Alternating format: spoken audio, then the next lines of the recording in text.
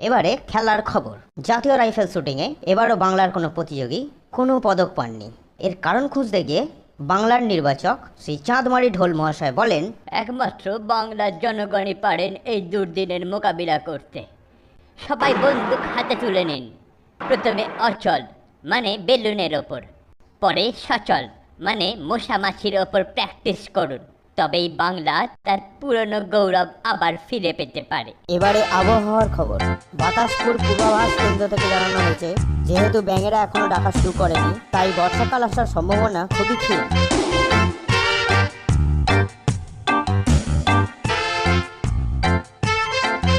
আর কেলটুদা air গান নিয়ে কি করবে? লক্ষ্যভেদ প্র্যাকটিস করব। আরে আরে আরে করছোটা কি?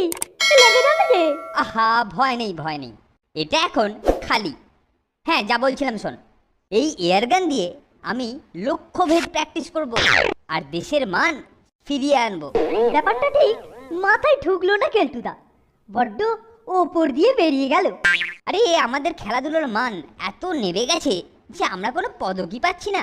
তাই আমি লক্ষ্যভেদের সাধনা শুরু করছি। ভালো ভালো, সিদ্ধি লাভ করলে খবর দিও, বুঝলে? পাবি পাবি, খবর ঠিকই পাবি।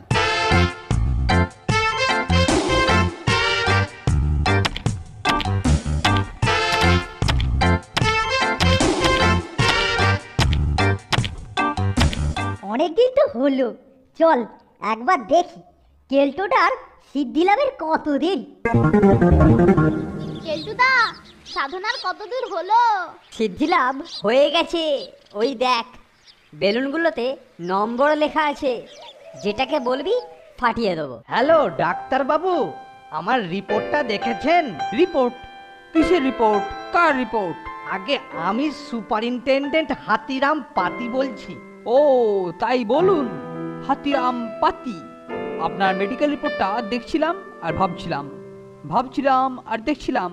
আগে কি ভাবছিলেন? মানুষের কি এত ওজন হয়? এ তো হাতির রিপোর্ট দেখছি। আগে আগে আমার বাবা মায়ের দেওয়া নাম। ছাড়ুন মশাই, মানুষের ওজন 170 কেজি। ওজন কমান, ওজন কমান, খাওয়া কমান, না হলে সোজা পটল তুলবেন, বুঝেছেন? আগে হ্যাঁ, আজ থেকে একদম অল্প আহার করব। যত সব। ঠাকুর, ও ঠাকুর, আরে আমার শরবতটা দিয়ে যাও। দেখ, 2 নম্বরটা ফাটছে। যা। আরে ধন্ডি তোমার লক্ষ্য হবে, বললে 2 নম্বর আর ফাটালে 3 নম্বর। ইস, ওটা মাইরি স্লিপ অফ হ্যান্ড হয়ে গেল। 2 জায়গায় না হয় 3 ফেটেছে, তবু তো ফেটেছে। এবার ফটাফট 1-2কে ফাটিয়ে দিচ্ছি। রেডি? 1। এই লিন স্যার, আপনার দুধ और বাদাম का शरबत। এবার খেয়ে নি। 2, 3। এটা কার কীর্তি? বলি আমার শরবত খাওয়া বন্ধ করলো কোন পাষণ্ড? কেলটুদা, স্যার খেপে বোম, সামলাও এবার। ফোনটে, এটা ধর, স্যারকে একটু বুঝিয়ে আসি।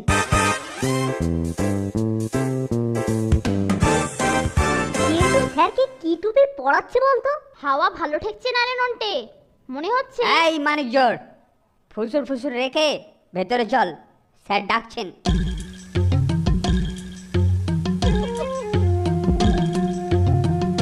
তোরা আমার খাওয়া বন্ধ করেছিস, তাই তোদের দুপুরের খাওয়া বন্ধ। আমরা না, আসল ঘটনাটা হচ্ছে রাতের খাওয়া বন্ধ। হ্যাঁ, চেপে যা ফোনটে, কথা বলতে গেলেই শাস্তি বেড়ে যাবে। আবার কি গুজুর গুজুর ফুসুর ফুসুর করছিস?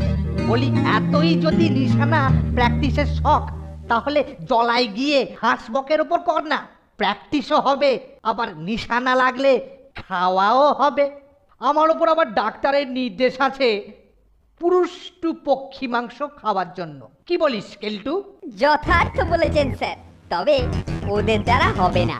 যারা বেলুন ফাটাতে গিয়ে গ্লাস ফাটায়, তাদের উপর ভরসা করা ঠিক হবে স্যার। বরঞ্চ আমি আপনাকে পাখি শিকার করে খাওয়াবো। এই চল তোরা। কিছু মনে করিস না ভাই ফোনটে, আমি ভেরি ভেরি সরি। আসলে কি জানিস তো, ঘাবড়ে গিয়ে স্যারের সামনে তোদের নামটা ফট করে বলে ফেললাম। আর জানিস তো প্রবাদ আছে, আপনি বাঁচলে বাপের নাম। যা যা ঘরে যা। পাল্টা সুযোগ আসবেই, তখন দেখাবো কে কার নাম করে।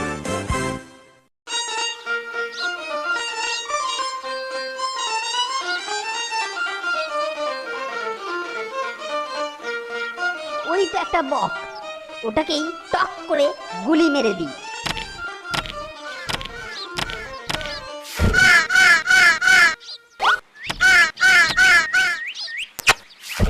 সাব্বাস কেলটুদা, নিশানা করলে বক আর অক্কা পেলো কাক। এ কি রে, তোরা কোত্থেকে? তোমার দ্বারা লক্ষ্যভেদ হবে না, তোমাকে একটা আইডিয়া দিচ্ছি যাতে স্যারও খুশি হবে আর তোমারও মুখ রক্ষা হবে। কিন্তু আমরা কি পাবো? হবে হবে, সব হবে। আগে আইডিয়াটা বল। শোনো তবে, আইডিয়াটা কিরকম বলো? দারুণ রে ফোনটে, জিও জিও বেটা। দেখুন স্যার, দেখুন কি এনেছি দেখুন। বাহ, চমৎকার চমৎকার। কিন্তু গুলি লাগার পরেও বেঁচে আছে কি করে? ইয়ে মানে মানে বোধহয় ডানায় লেগেছিল স্যার। ঠাকুরকে দিয়ে দে, বলিস রোস্ট বানাতে। ধুম চলে ধুম। ইয়া! ছেলেটার এলেম আছে। 1 2 3 4 5 6 7 8 9। দেখুন স্যার দেখুন। আরে বাস, আজকে আবার জোড়া হাঁস। তাজ্জব শিকারি তুই কেলটু, যা শিকার করিস সবই জ্যান্ত থাকে। সাব্বাস কেলটু, তোর হবে। 1 2 3 4 5 6 7 8 9 10 11 12 13। मारा करो गिन गिन गिन से। ইয়াহু! কেলটোকে দেওয়া আইডিয়াটা দারুণ কাজ দিচ্ছে রে নন্টে। আর তাতেই কেলটু রোজ হাঁস শিকার করে স্যারকে রোস্ট খাওয়াচ্ছে। রোস্টটা এত ভালো হচ্ছে যে আমি সবটা খেয়ে নিচ্ছি, তোদের আর দেয়া হচ্ছে না। ইয়ে, তাতে কি হয়েছে স্যার? আপনার খুশিতেই তো আমার খুশি। আমি কালকে আপনার জন্য তিনটে হাঁস নিয়ে আসবো স্যার। তিনটে হাঁস? বাহ বাহ, বেশ ভালো বেশ ভালো। আজই আমার পাখি শিকারের শেষ দিন। কাল থেকে এটা নন্টে আর ফোন্টের ঘাড়ে চাপাবো। কেলটুর শিকার করা হাঁসের রোস্ট আর জগিং করলেই আমার ওজন কমে যাবে। এই যে আপনিই তো ছাড় সুপারিনটেন্ডেন্ট বাবু। হ্যাঁ, আমি সুপারিনটেন্ডেন্ট, কিন্তু আপনি আপনি আমাকে চেনবেন না, কিন্তু আমার হাঁস কেমন খাইছেন কনছার। আপনার হাঁস? আপনার হাঁস? কিন্তু সে আপনার হাঁস কেন হবে? সে তো কেলটু শিকার করে আনতো। আপনাকে তাই বলেছে বুঝি? উই জলায় হাঁস আসে না কো, আর উই বাবুর তো বন্দুকের টিপও নাই। বক মারতে গিয়া কাক মারতে দেখছি আমি, তাই আমার থেকে হাঁস আনলো, বললো পরে আপনার কাছ থেকে নিয়ে দাম দিয়া দিবে। তার মানে আমার সঙ্গে ধাপ্পাবাজি, আমার সঙ্গে 2 নম্বরই। ওই যে আসছে বিটকেলটা, আপনি একটু আড়ালে দাঁড়ান তো। আজকে স্যারকে বলবো যে নন্টে ফোনটাকে আপনি রোস্ট দেননি তো, সেই রাগে ওরা কার কাছ থেকে আপনার নাম করে হাঁস এনে খেয়েছে। এই যে কেলটু, আজ হাঁস শিকার করতে পারিসনি বুঝি? হ্যাঁ স্যার, মানে আহা, তাতে কি হয়েছে? এ তো হতেই পারে।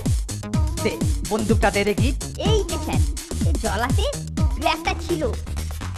আমি আস্তে আস্তে বন্দুক বাগিয়ে যেই এই তো শিকারি বাবু। অত ছাড়া ধাপ্পাবাজ ছুটো মরকট, আমার পয়সা দিয়ে আমাকে হাঁস খাইয়ে আবার হাঁস শিকারের বাহাদুরি। আজ আমি তোকে শিকার করব। আরে টিপটা দেখেছিস? অলিম্পিকে পাঠালে নির্ঘাত সোনা নিয়ে আসতো। আমাদের অপারেশন কেলটু সফল।